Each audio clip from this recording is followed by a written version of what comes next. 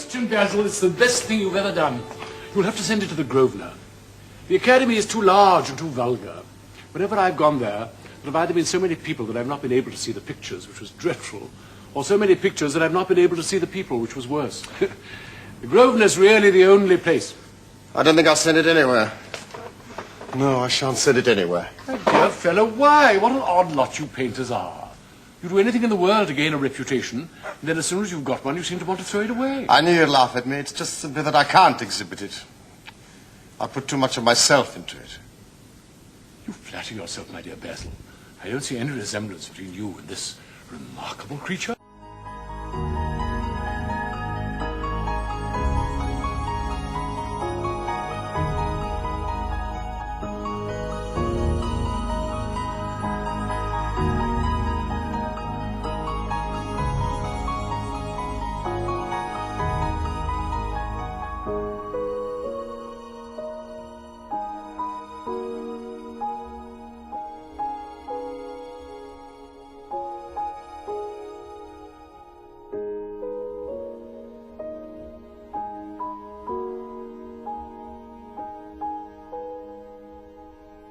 People I like, I never give their names. It's like giving them up.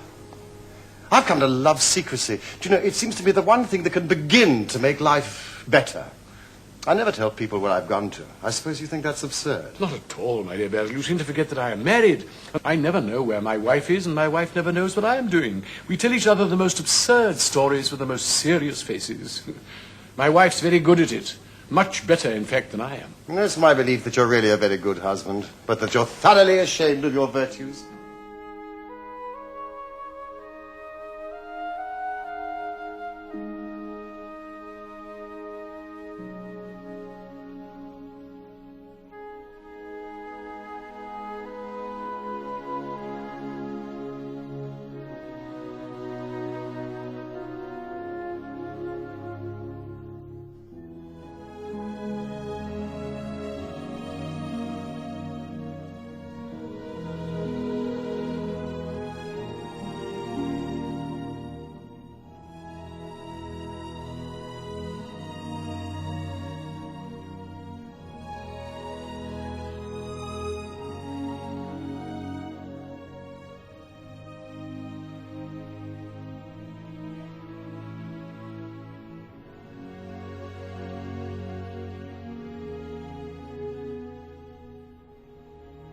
Something seemed to tell me that I was on the verge of some crisis in my life.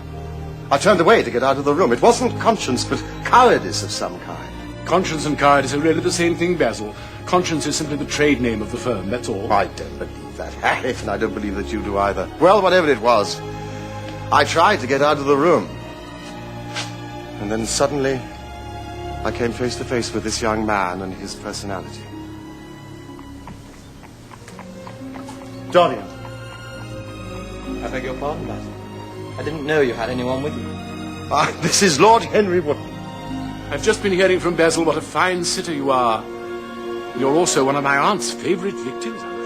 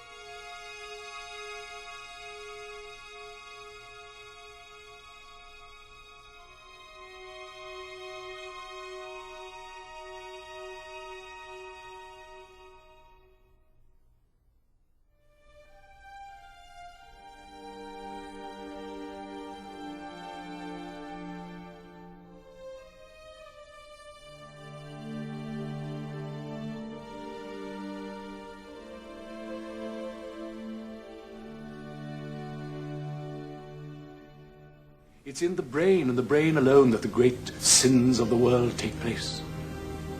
You must know that, Mr. Gray. I've had passions that made you afraid, thoughts that filled you with terror.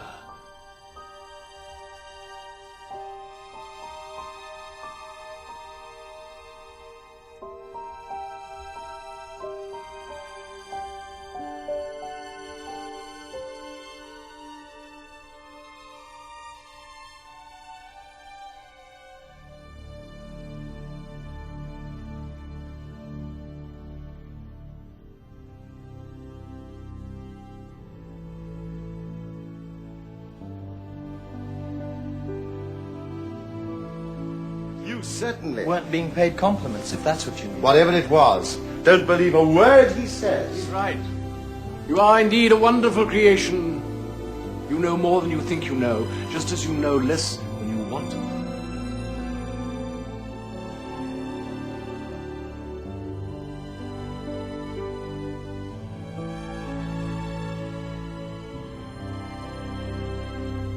Don't squander the gold of your days. The moment I saw you, I knew that you were unconscious of what you might be. I felt I must tell you.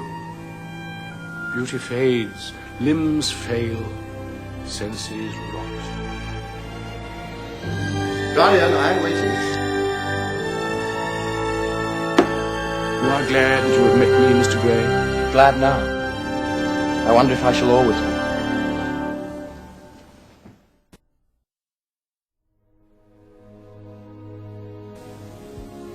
He's a very lucky fellow.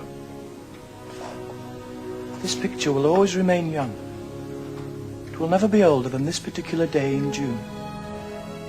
If only it could grow old instead of me. I would give my soul for that. You'd hardly care for such an arrangement, would you, Basil?